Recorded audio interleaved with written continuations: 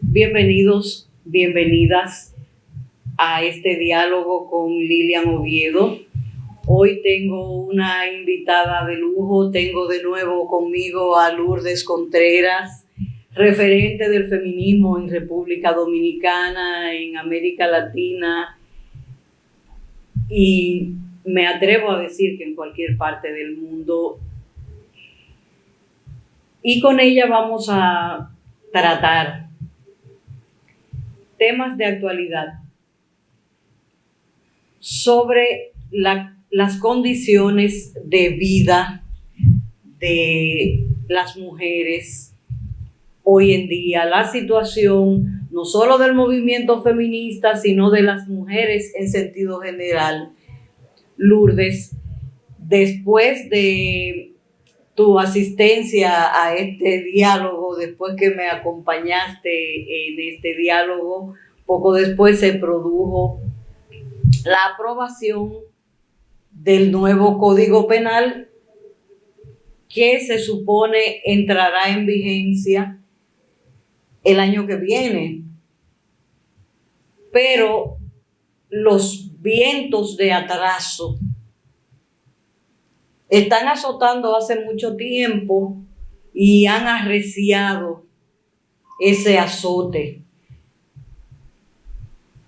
Yo te voy a dejar a ti la palabra para que tú nos hables sobre ese nuevo atropello. Sí. Gracias, Lilian, por invitarme. Es un tema realmente importante.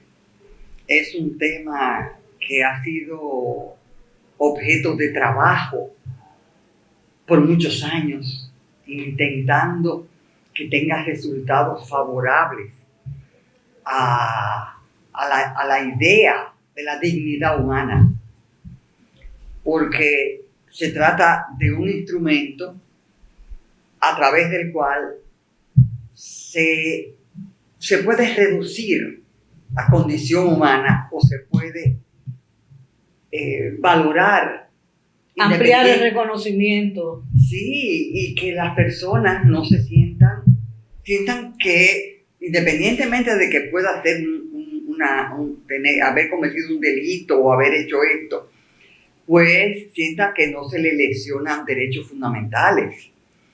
De manera que con, digamos, esos objetivos, pero fundamentalmente con el propósito de que no se lesionen derechos de las mujeres y que en ningún momento hubiese retroceso frente a lo poquito que habíamos logrado en el tema de la violencia, por ejemplo. Violencia. De la 2497. O de la violencia declarada, porque... Sí, no, porque hay otras formas de violencia simbólicas y muy fuertes que no... Y que se sienten. Que lesionan y que para abordarla no se hace a través de un marco legislativo. Exacto. Que tiene que ser trabajada por la sociedad, por la educación, la la cultura. Entonces, eso es bien importante. En este caso, tú me estás preguntando sobre lo que ha sucedido en términos de derechos por parte de ese nuevo texto. Entonces, en primer lugar, decirles que se trata de la ley 7425. Tiene nombre ya. Sí. Digo número. Número, sí, porque fue promulgada. Fue promulgada. Y en consecuencia, ese año... Es 25, aunque debería ser de 1925, ¿verdad? De hace un siglo, por lo menos. Sí, pero... Parecería. Bueno, pero así se llama, la ley 7421. La verdad es que pudiéramos hablar de bastantes cosas. Para comenzar, en términos de procedimiento. Para poner, digamos, para ir de lo bajito, aunque después me meta en otras cosas. En términos de procedimiento, hay vicios muy fuertes en esta promulgación. No en la promulgación, en la construcción del texto. En el contenido del texto. ¿Sí? Había 5 proyectos, todos tocando los mismos temas, desde diferentes perspectivas, diferentes propuestas o diferentes formas de decir lo mismo, pero escritos y postulados. Entonces, el acuerdo de la Comisión Bicameral fue, pues, presentar las distintas opciones en una matriz e ir discutiendo. Cuando se desarrolló eso, se fueron dando cuenta que lo que se estaba aprobando era lo más adelantadito posible y no lo de mayor interés para algunos legisladores, particularmente para el proponente, que en este caso era el senador de La Vega, Rogelio Genao. Ramón Rogelio Genao. Entonces se estaban aprobando versiones o artículos que permitían una definición más certera, etc. Lo concreto es que en un momento determinado se presentan ante la comisión el presidente del Senado y el presidente de la Cámara de Diputados y mediante argumentos o argucias de cualquier tipo deciden que por la rapidez, por la premura imprescindible que eso tenía que tener, iban a utilizar un texto como base y que a ese se le podían hacer arreglos, pero no la comparación de textos que ya estaban elaborados. Con esta decisión se optó por lo de Rogelio Genao, por el atraso que era su apuesta. Exactamente, que era lo más atrasado, lo peor de la elaboración. Entonces, con eso te doy un ejemplo de cómo la parte de procedimiento, sí, pues, fue maltratada y que en consecuencia eso pudiera tener efectos de otra naturaleza, incluido algunos elementos que pueden hacer que el código sea objetado. Yo no sé exactamente cuál es la palabra que se usa en el Tribunal Constitucional. El Tribunal Constitucional dicte una sentencia declarándolo inconstitucional por determinadas razones. Lógicamente, en este caso, podría ser en cuanto a procedimiento, porque no hubo segunda lectura en la Cámara de Diputados, sino que RIAN fue aprobado. Entonces, en términos de procedimiento, el Tribunal Constitucional pudiera objetarlo y tirar una sentencia en ese orden.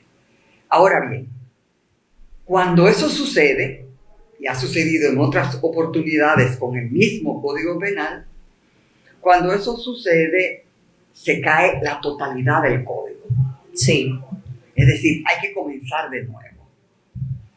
Cuando la objeción por parte del Tribunal Constitucional es a determinadas fallas en la redacción de artículos, entonces la sentencia puede ser específica.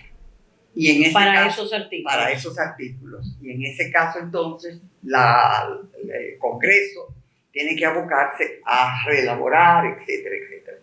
De eso no sabemos qué va a suceder, pero mientras tanto, ellos dicen que está sujeto a modificaciones, pero modificaciones de forma. Si hubiese alguna recomendación, tiene que volver a convocarse y tener que volver a promulgar, lo cual es toda una parafernalia. En ese orden, entonces, eso, digamos, cosas complementarias que ubican a nuestros oyentes o a nuestras personas que nos ven en algunas situaciones específicas que pudieran darse en corto plazo. Pero lo más importante, que es el fondo del tema, estos legisladores, tanto los senadores como los diputados, las y los senadores, las y los diputados, han elaborado un texto para favorecerse ellos como políticos, ellos como legisladores, ellos como como personas a los cuales no les afecten los mandatos de un código penal que ellos están aprobando. Y los deje en condición de voceros del atraso político de sectores con sotana, sin sotana, pero que son portadores del atraso. Del atraso y del impedimento de que la sociedad... Y de la deshumanización. Exacto, y que de la sociedad comprenda dónde están las raíces que impiden aperturas, que impiden que la sociedad se abra a reconocer derechos y no el esquema tradicional de el propietario varón blanco. Es decir, ese paradigma de lo humano. El que premia y castiga. Sí, que tiene además la potestad. Y a quien solo se le pide que no sea tan rudo en los castigos. Y la rudeza la miden tribunales que son de ellos. Así es. Entonces, el primer mensaje que quiero transmitir es ese. Ellos han utilizado lo que se llama prevaricación, que significa que actúan en dirección a favorecerse. Y en esa dirección está estructurado muchos artículos, muchas fórmulas que vayan a impedir que cosas como de corrupción les afecten a ellos, porque están protegidos por tal o cual artículo. Es decir, que garantizar su impunidad es una cosa que ellos intentaron hacerlo y mantenerlo, y lo lograron. Que sea más punible la denuncia que la comisión del hecho. Posiblemente sí. Posiblemente. En materia de corrupción, en materia de saqueo al erario, porque es su práctica, su vieja práctica, claro, que siguen defendiendo. Y la que le da refuerzo a sus partidos, que son los que lo han llevado ahí. Los que lo sustentan. Bueno, entonces, primer elemento, el código nuevo está fundamentado en la actitud, en la acción de prevaricación por parte de las y los legisladores, expresado en múltiples artículos que hacen que el articulado diga tales o cuales personas o instancias están liberadas de estas sanciones. Expresamente lo dice. Y uno de esos artículos es precisamente el que, creo que el artículo 13, que dice que el articulado del código, pues están exentos de su aplicación el Estado, los ayuntamientos, los distritos municipales, las iglesias y los partidos políticos. Ahí ellos garantizan que la apertura de las llaves del dinero sucio, de la impunidad en términos generales, porque aunque el código viejo ni el nuevo son explícitos en describir cómo las instituciones también entran bajo el código penal. Es decir, siempre se piensa que los que son sujetos de código penal, por lo tanto, son los particulares. Son las personas individualmente, físicas. Son las personas. Pero ya hay experiencia, ya hay legislaciones que incluyen que las sanciones penales pueden llegar hasta las instituciones. A las instituciones. En tanto las instituciones son encubridoras de las acciones penales. Es decir, las instituciones, aunque la acción penal o el delito sea ejecutado por una persona o por un grupo, asociación de malhechores, todo lo que ya conocemos en los procesos judiciales dominicanos, pero cuando una institución está detrás y le sirve de pantalla o le sirve de vehículo, que generalmente en esos casos, si se averigua bien, no solo encubren el delito, sino que lo patrocinan y lo dirigen, Muchas veces Sí, es sí. así, y lo hemos visto en todo este proceso. En instituciones de muchos tipos. Claro que Sí, sí, sí, sí. claro que sí.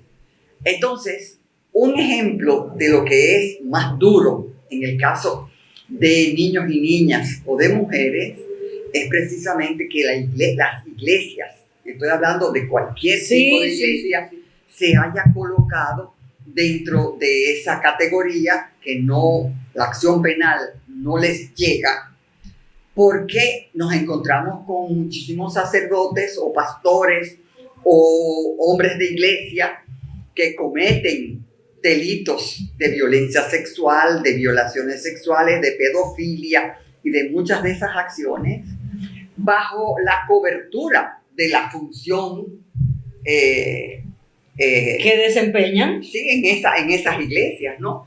Y eso se da, ha habido casos muy graves en la Iglesia Católica. Bueno, tanto así que tuvimos un nuncio que fue cogido infraganti, como quien dice, ahí en el malecón. Y sin embargo, ese señor no fue llevado a la justicia, porque la estructura institucional lo protegió.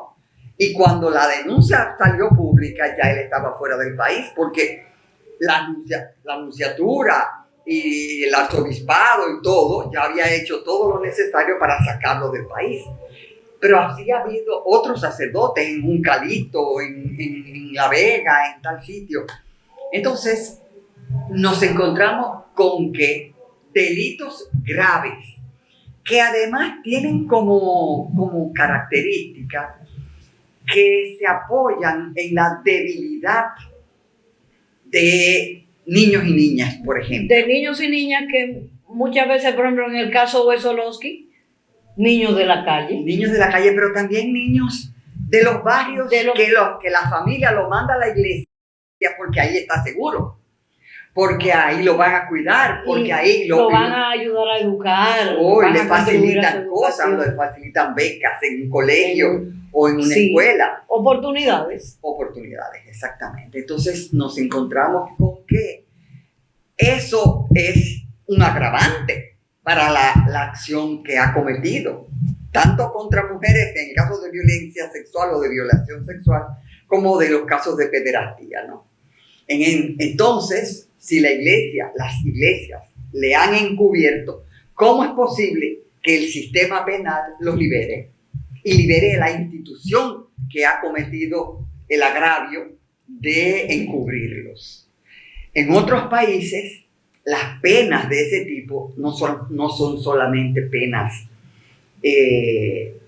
monetarias, no son penas que impliquen... No es una compensación económica pura y simple. No, eso también, porque muchas familias se sienten con un tipo de lesión muy fuerte, pero además, en algunos casos que incluye negocios, empresas, en fin, diferentes tipos de negocios, pueden perder hasta el registro legal de poderse, si es una compañía, que eso ha sucedido con frecuencia con el asunto del lavado de activos.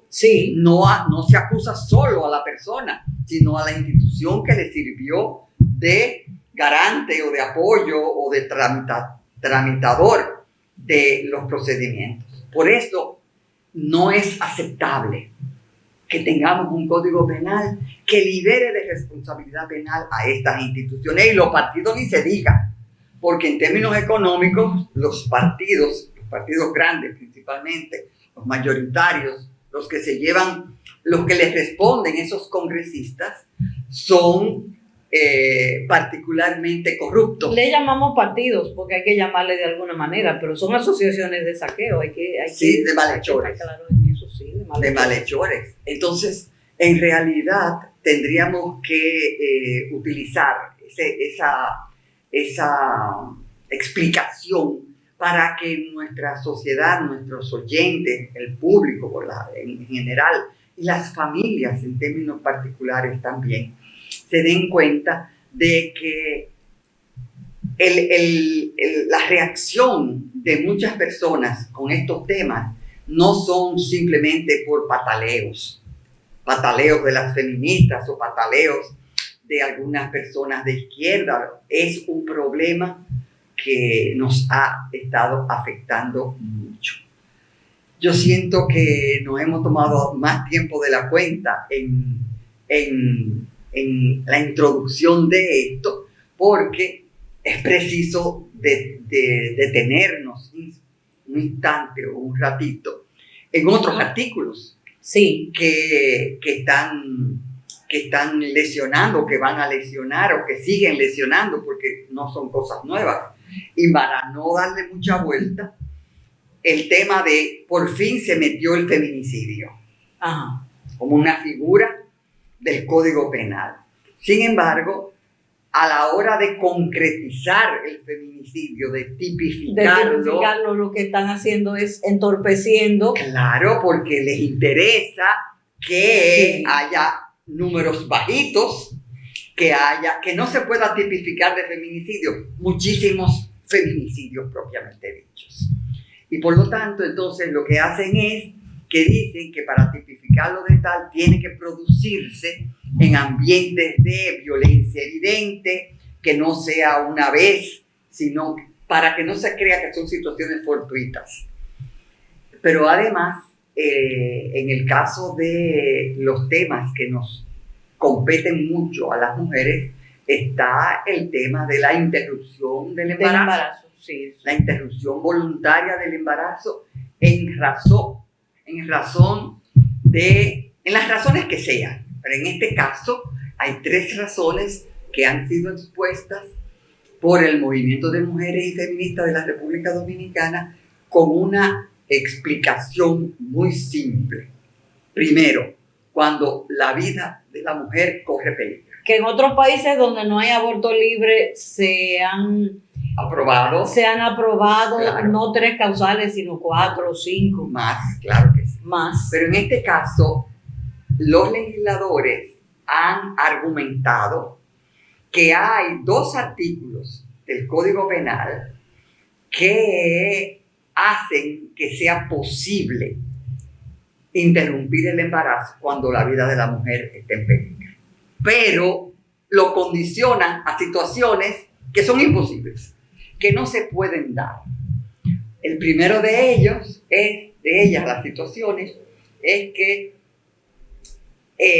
cuando se declara que el embarazo está afectando la vida de una mujer, el sector médico, el sector de salud a cargo del caso, tiene que llevar las acciones hasta las últimas consecuencias y llevarlo en el tiempo hasta que más no haya posibilidades para salvar, entre comillas, las 2 vidas. Las experiencias aquí en República Dominicana y en todas partes del mundo son fatales, porque te dicen: vamos al hematólogo, vamos a esto, vamos a aquello, vamos a hacer un estudio de esto. Y en lo que todo eso se hace, ya no hay tiempo para salvar la vida de la mujer. De la mujer, no. O sea, eso es, no llevas a término el embarazo y te mueres. Exactamente. Entonces, eso es inaceptable. Pero en ese mismo orden, ellos dicen que hay otro artículo, el de la legítima defensa, que es un artículo que las personas pueden decir: bueno, si algo me hace daño, si un ladrón se mete en mi casa y yo lo mato, yo le tiro un tiro, yo le hago tal cosa, pues el delito que yo estoy cometiendo tiene cierta cobertura para liberarme de penas, porque hay una razón por la cual eso ha sucedido. En este caso no es así, porque queda explícito que eso no vale cuando se trata de la implementación de procesos de salud que una persona necesita en un momento determinado. Y eso se conecta también con la toma de decisiones sobre la dignidad de una persona en situación de tercera, de vida final. O sea, no se puede... Es declarando otra cosa, pero llevándonos al siglo XIX.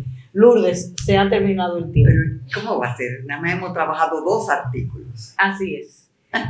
Pero se ha terminado el tiempo. Lo que pasa es que hay que explicarlo, sí. Y por eso me cojo más tiempo. Sí, pero ya hablaremos en otro momento y muchas gracias. De verdad te agradezco esta comparecencia y creo que el público te lo va a agradecer, te la va a agradecer también. Bueno. Que eso me satisface todavía más. Bueno, pues aquí estoy. Muchas gracias.